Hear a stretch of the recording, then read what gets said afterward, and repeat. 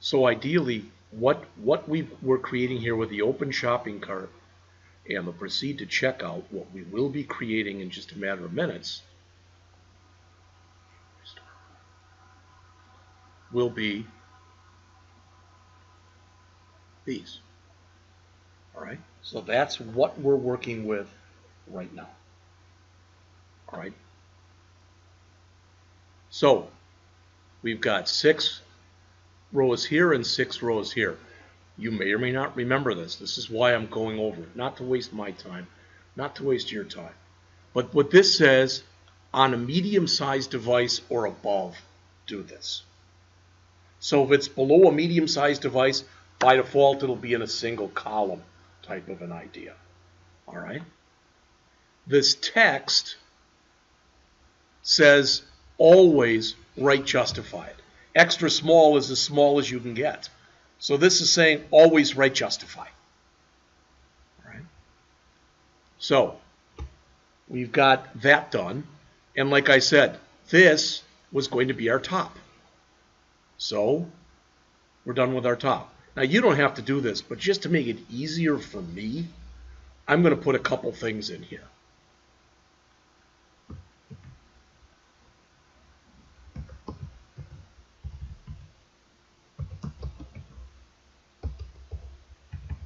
Again, you don't have to do this, but I'm going to throw a couple of these in here because I start getting confused pretty easily.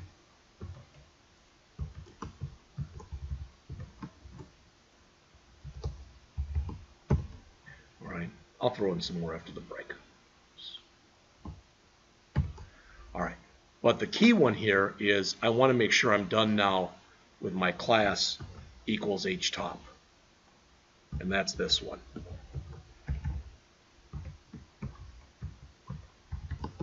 All right. And as mentioned, for lack of better words, we got about 10 lines to put in, then we'll take a break, okay? Sorry, it'll be a little later because I wasn't planning on that thing going down. But let's make each bottom.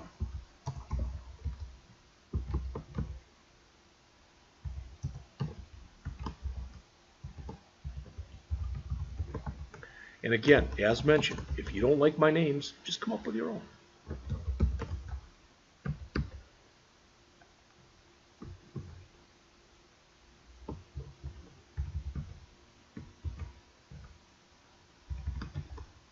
All right.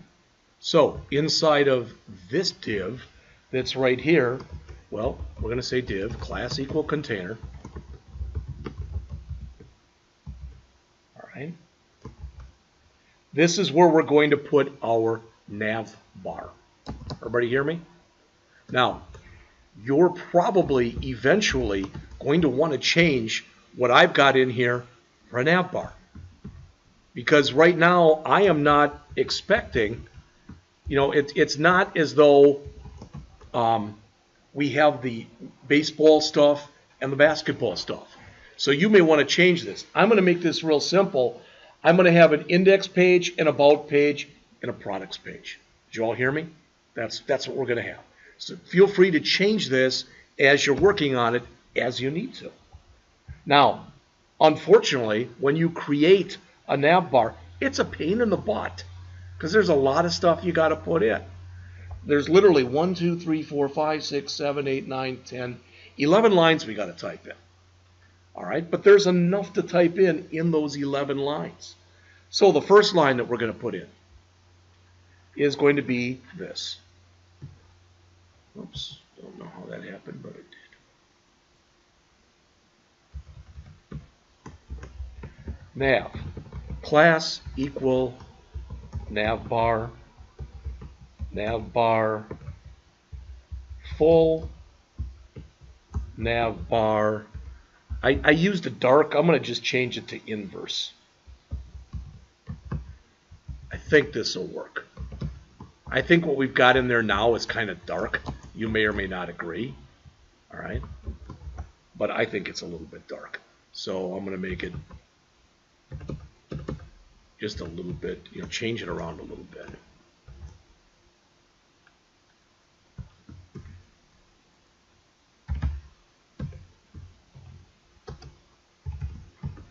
All right, so in my nav bar, again, that's because this is the way you set it up.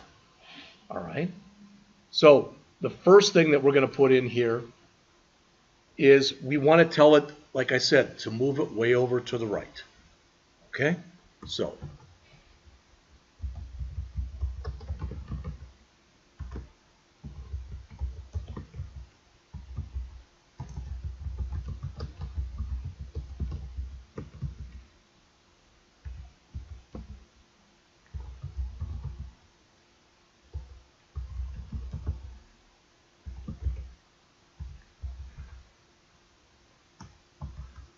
okay. Now, unfortunately, since all that stuff is part of the same command, that's why I'm putting it on the same line like that.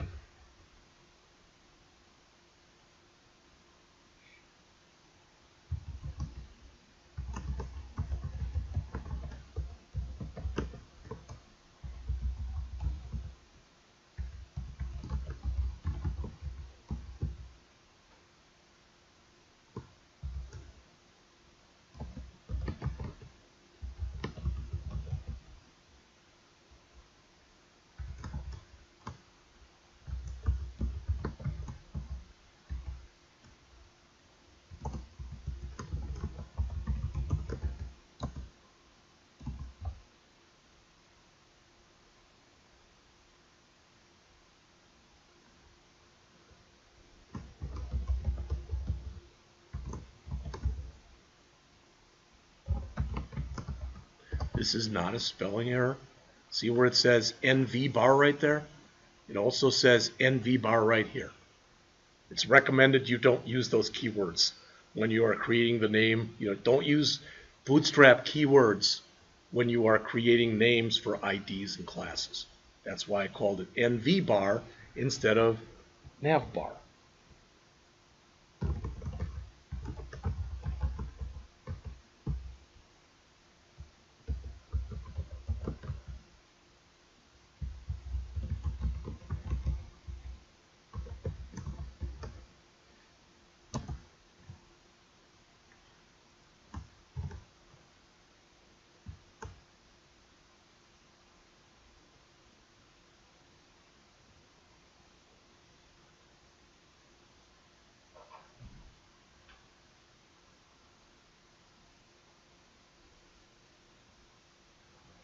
All right, now are what we want to put in here. Well, I got to finish my div off. All right.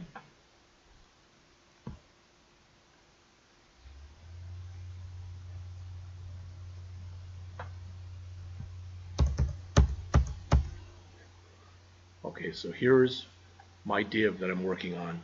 And these are going to actually be what we want to have in there. So this will be my unordered list.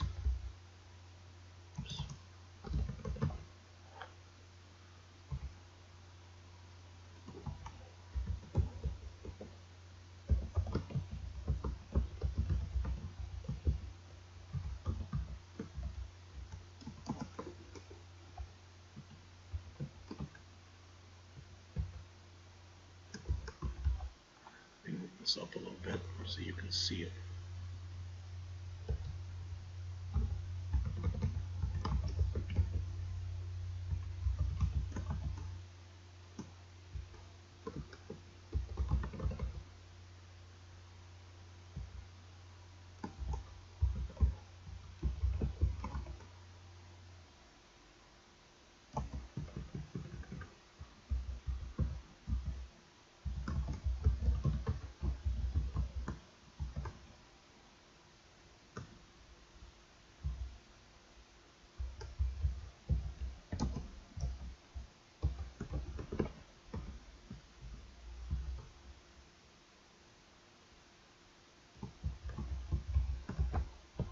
Alright, so I want to make 3 of these, and yes, I am going to cheat.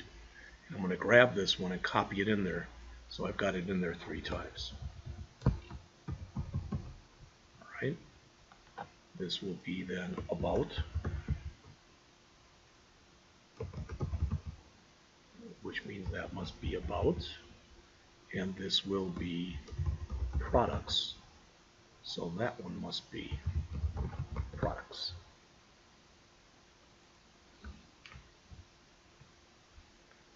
right, key that in, and please come back by 1:55.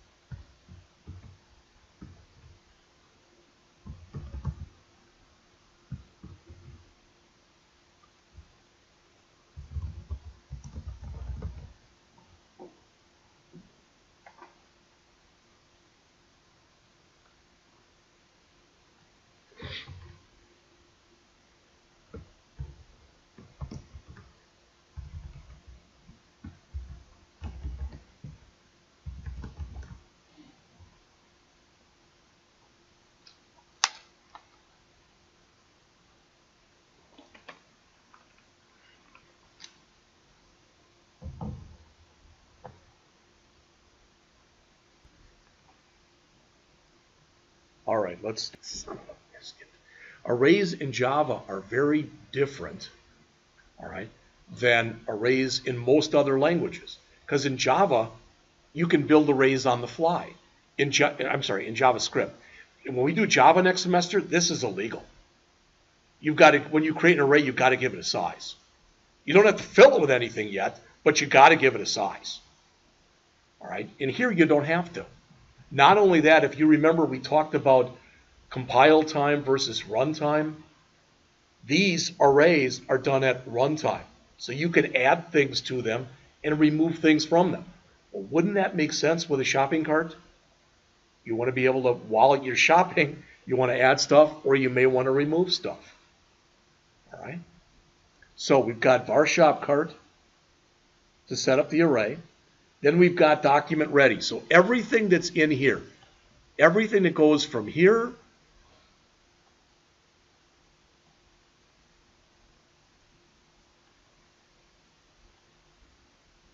I guess all of it, down to the bottom. That's all in the document.ready function. That's what loads once the web page is loaded. All right. Somebody asked yesterday, I think it was you, Tony, I don't remember, but this is a shortcut for saying jQuery. I don't think I've seen much code, if any, that actually puts that in instead of the dollar sign. All right. So we've got that. So this is saying the first thing we want to do when we start is to output the cart. Well, again, you're all smart people, but I want to say this, make sure you get it. We got to have some checks in output cart, because if the cart's empty, there's nothing to output, correct? So we'll have to do some checking in there, just so you know. That's not a big thing. All right. Now, this right here, everything that you see here that goes up to here, all this stuff, see this? This says we're going to have something with a class of product item. When we click on it, we'll want whatever is in here to run. Does that make sense? Now then, look at that. That should be pushed on. No, not there. All right. So the first thing we want to have happen, we did this yesterday. Remember what prevent default means. That means that if we do happen to click on this because it's going to be a button or a hyperlink, don't do anything. That is making sure that the default thing that happens when you click on a button, meaning that it goes somewhere when you click on a hyperlink, don't do that. All right?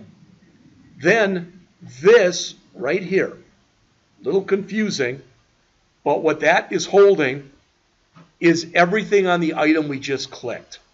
So if we click on Patriots, what is that going to hold? It's going to hold for us that it's called Pat's hat or Patriots hat, and it's going to hold for us the price, and it's going to hold for us the ID number. All that makes sense? All that stuff it's going to hold for us. We're assuming that we're buying these one at a time. We're not, right now, we're not giving the user. Now, if we were writing this for Walmart, we might set it up so you can click on it and it'll give you 500 hats.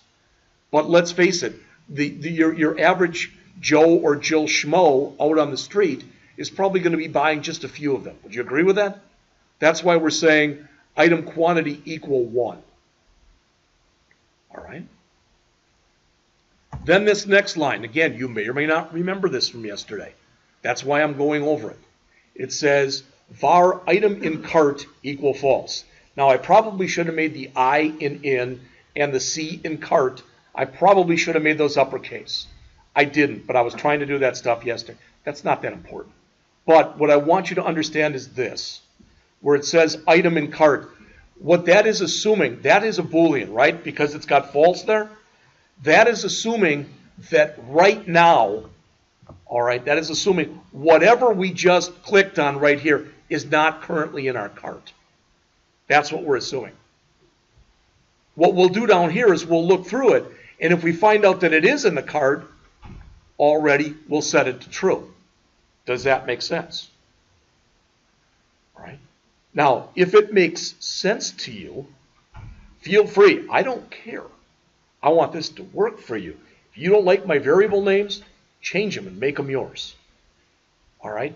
If you don't understand what's happening, and maybe you're doing this as I'm going through here, write a comment.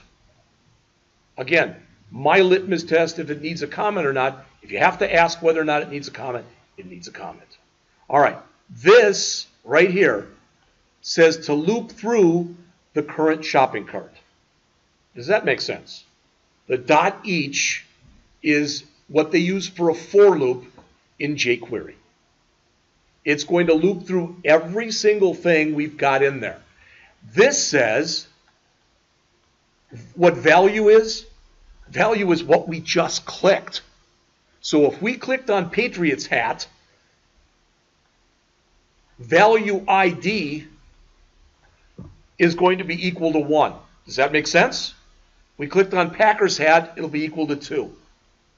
All right? So this is going to loop through everything that's in our shopping cart. And what it says is, hey, if it's already in the cart, don't put it in again. Instead, add. In this case, add 1 to what's in the cart. And make sure that item in cart is set to true.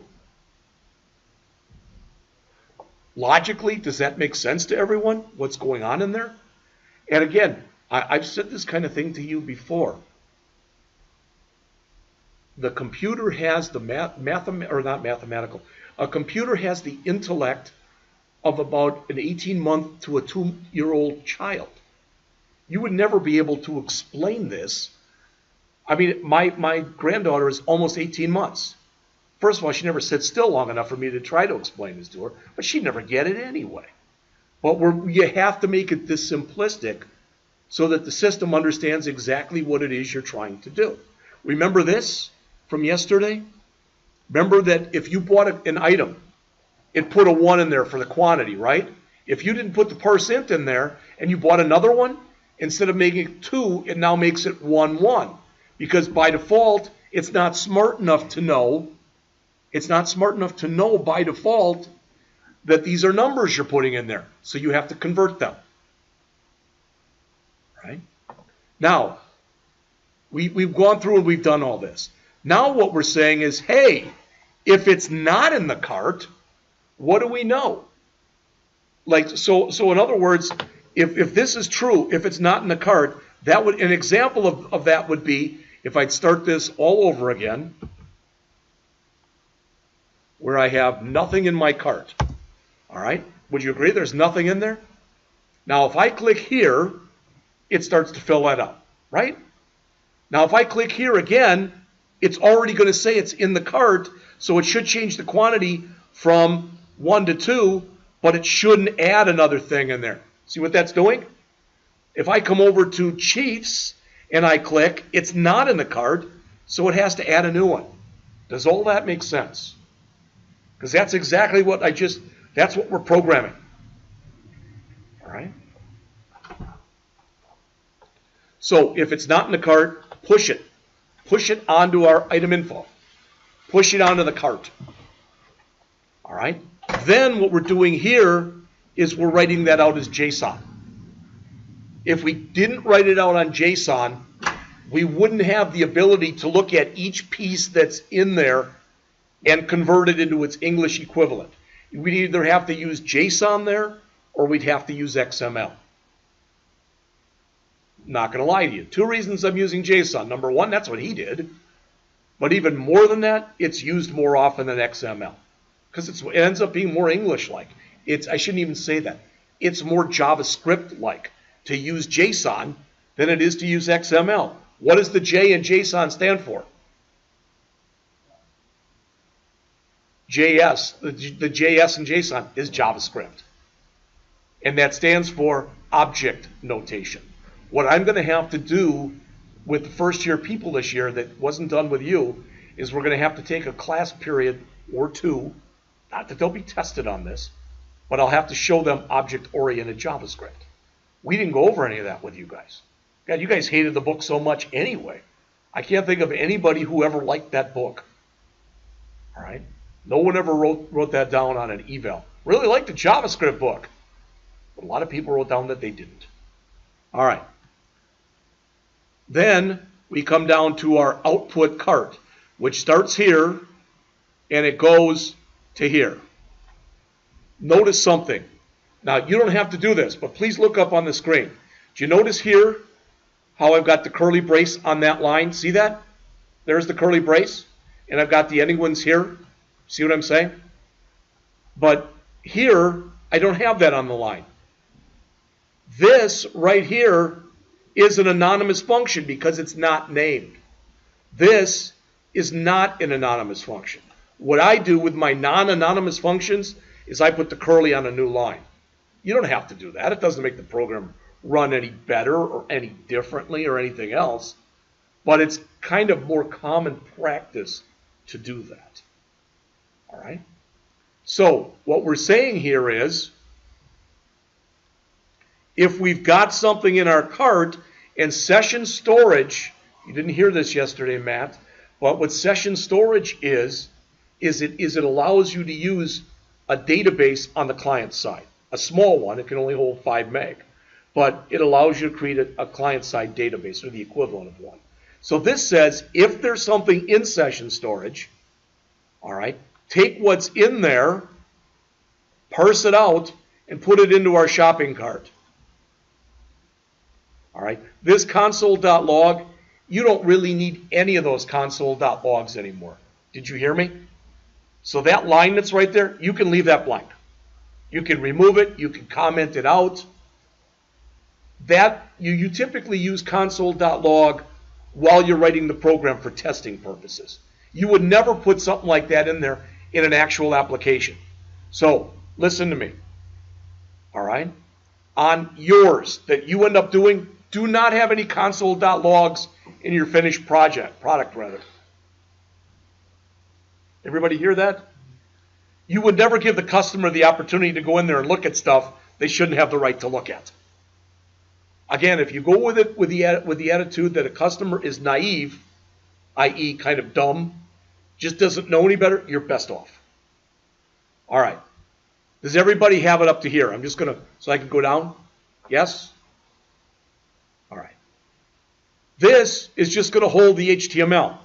Nothing special about that name other than it's called HTML holder. Why? Because it's holding the HTML. No, what I'm saying is you can, every console.log that's in here, you can comment out or remove, whatever you want to do. I haven't shown you this, but if you look up on the screen here, all right, you see what that looks like. If I hit F12, notice that was just what it's for. So we can see that indeed, see how quantity went from 1 to 2? That was the only reason that that was put in there. It's as a testing tool. That's all. All right? Okay, so this is, again, as mentioned, this is what's going to hold our HTML. All right, then we've got total. I don't have to explain to you what total is, do I? It's the total of everything, right? Okay. Now, in here, everything you see in gray, we're looping through this again. All right? And what are we doing? Well, the subtotal is going to be equal to whatever our quantity is times whatever our price is. I tried this both with the parse and without the parse. It worked better without the parse. But if you decide you're going to parse this, should this be a whole number or a partial number? Why? Can't buy part of a hat. Not that I know of. I just want the brim, please. How about this? Whole number or partial number? Isn't it possible that that would have a decimal place in it? We're supposing all of our hats are 20 bucks. Maybe we have a special deal once a year where we make them half price plus. We make them $9.99. All right? So that instead of that being a parse int would be a parse double. Does that make sense? All right? This is going to show us our item count. What I want you to realize, look at that line here, because we didn't do this yesterday. I know that's one you've got to add. This line right here that you see in gray, that's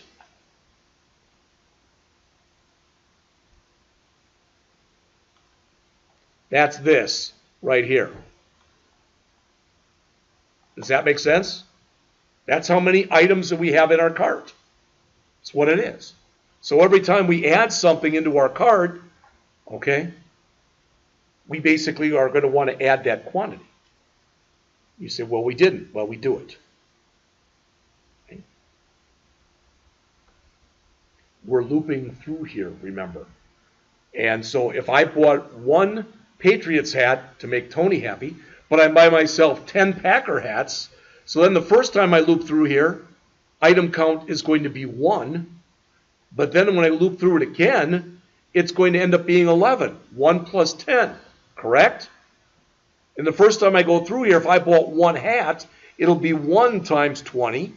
And the second time I loop through, if I bought 10 Packer hats, it'll be 10 times 20. All that makes sense? Then I've got to take whatever I've figured out so far and add that subtotal to my final total. Again, Tony had just asked this. You don't need that line. You can keep it there, but please, please make sure that you remove it.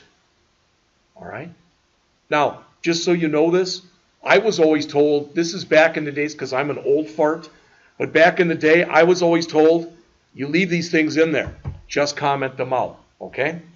The problem is today, if somebody gets into your code, because we were told to leave all sorts of stuff in our code, but comment it out. The problem is today, if somebody gets into your code, they can see all that stuff. So typically today, you're told to leave that out. All right? This right here is HTML holder, etc. All of this stuff that you see right there. Don't worry about typing. I'm not going to remove it. This stuff that you see right there, that stuff, is going to end up becoming this stuff that's in here. That makes sense? Now, not QTY, etc. Not that stuff. This stuff. Everything that's in gray and then white below it. All right? That's what this is. That's why, notice, because you can do this. Not only are we, what we're basically doing right there is we are using JavaScript to write HTML. You all agree with that? And notice, I know you're working on it, but look. See how all of this is in the loop? See that? And you see how this is not in the loop? We only want to do the final total once. Otherwise, it's just going to keep doing it. That's not a running. We want to keep adding to it, but when we're done, we want to print it out. So all of this stuff prints out for everything that's in the cart. This prints out at the end, so it's not in the .each loop. Does that make sense? All right, let's bring that up. As soon as everybody's done with this, we'll look at the last one, which is just a couple lines long. All right. But my question is, I mean, again, all this stuff that we're going over, that's why I'm doing it almost in slow motion. Does it make sense? Because if there's something that doesn't make sense, you've got to ask me. And I'm following the lead of this instructor from this Udemy course that I took. I understand what he's doing, and that's why I'm explaining it to you. Believe me, he gives it to you in like little 5-minute lessons. So you're getting it in a lot more detail than what he's giving. But I want to make sure you understand what you're being asked to do here. That's what's important to me, at least.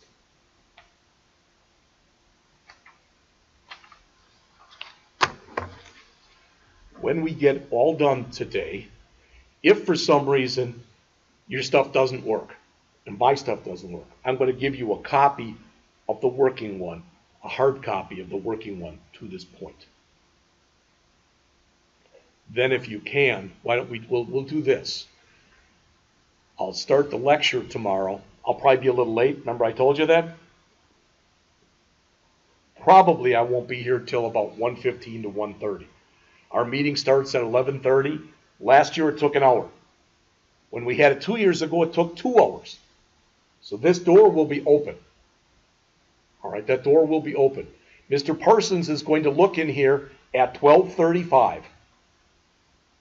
And he's even more particular than I am. So if Andrew walks in at 12:36, he's going to have your names and he's going to say, yeah, one guy who came in late. Right? That's not a threat. I'm just telling you that's the way that it is. Could I see your script source? My what? Your script source for this? Like the 3 lines of the script? Sure. Those lines? Yeah. Let me make it a little smaller. You'd want to put your own code below those 3 lines. Not only that, those lines should be in this order. And then, could I see the intro at the top? Yes. Intro.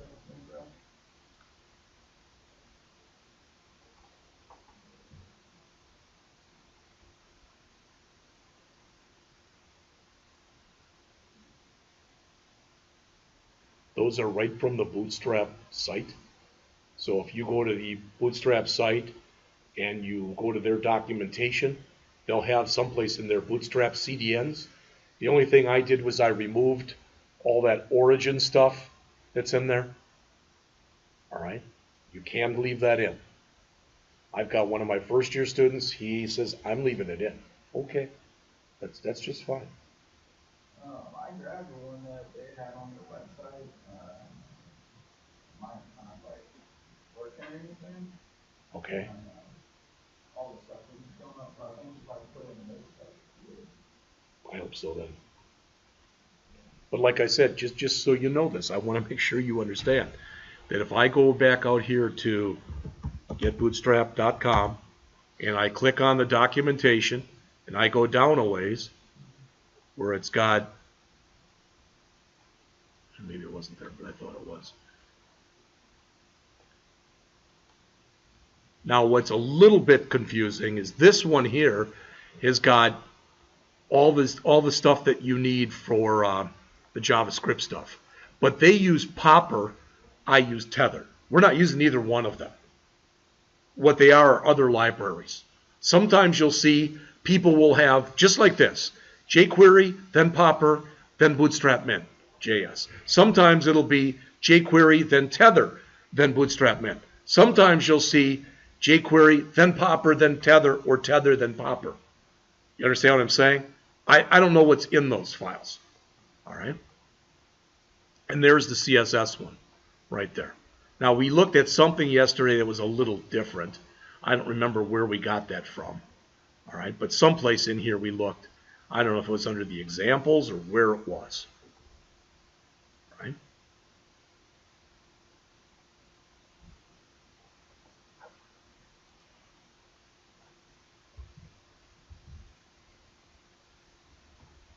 Any other questions on any of this stuff? This is putting the $sign and it's doing the cents. If we were let's pretend for a second we work at Dollar General, and we're changing our name. There might even be a store like this. We're going to change our name. We're going to call ourselves Everything Costs $1 Here. Okay? Then technically we wouldn't need to set them up like we did, like 2,000 for $20. Okay? But this will work. You technically, like I said, don't have to do that.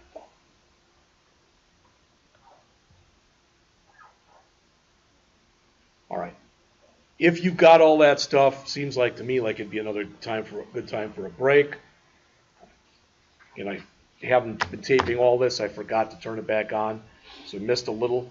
But when we come back, we're going to try to put in our the other stuff, so to speak. In other words, we're going to come in and put in our content area. The good news is we've got all the information. Okay, that's the good news. The bad news is if you look on screen here, I'm asking you this question. If you don't know, just say, I don't know. See this thing that's in here? Each one of these things? Do you have any idea what they're called? They're called Bootstrap Cards. Each one of those is a card, C-A-R-D. It used to be that you used things that were called like wells, and there were a few other things. They got rid of all that stuff for Bootstrap 4 and replaced them with cards. All right, so we're going to do that, and what I'm going to do during your break is all this information that you see here and here and here and here and here and here. I've got that into a file, I'm going to email you the file during the break. All right, I'm going to show you what I think is a fast way for you to do this when we get done with the break. Did you hear me? I'm going to ask that you leave everything there. We're going to change the first one, then we're going to copy it 5 times and just make the changes that we have to make every time. So I think it'll work a lot faster that way. All right, so it's 251. Let's come back. Let's make it like 303, please.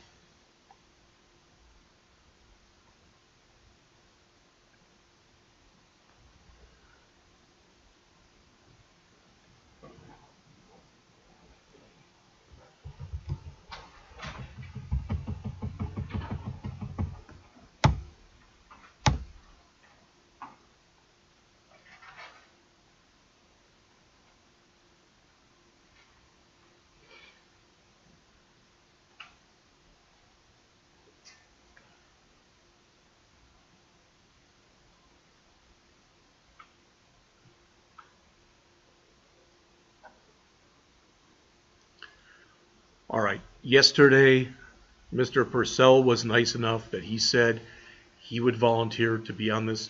Is there anybody else who could possibly make it on, I think it's October 30th, but I'll double check, that you would be getting here about an hour, hour and a half early, going over to the other building and participating in a panel discussion?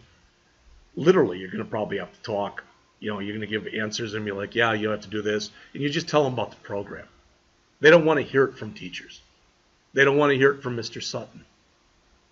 They don't. That's what they said last year. You'll do it? Okay, well, that's 2 of you. Anybody else? Oh, well, I know you got work. So, but, all right. If you change your mind, let me know. Now, she said, yeah, ideally we have alumni speak. Well, alumni are working. You know, it's very hard for them to take off. Like I thought of, well, I could ask Valerie, but she just accepted a job in St. Louis.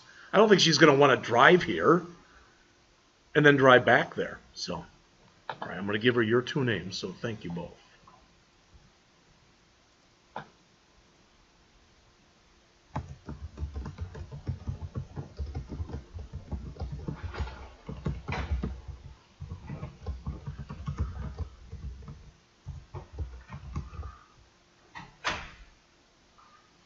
It is on Friday, October 26th, so it will be a week from Friday. I'm going to put both of you onto this email. All right? So.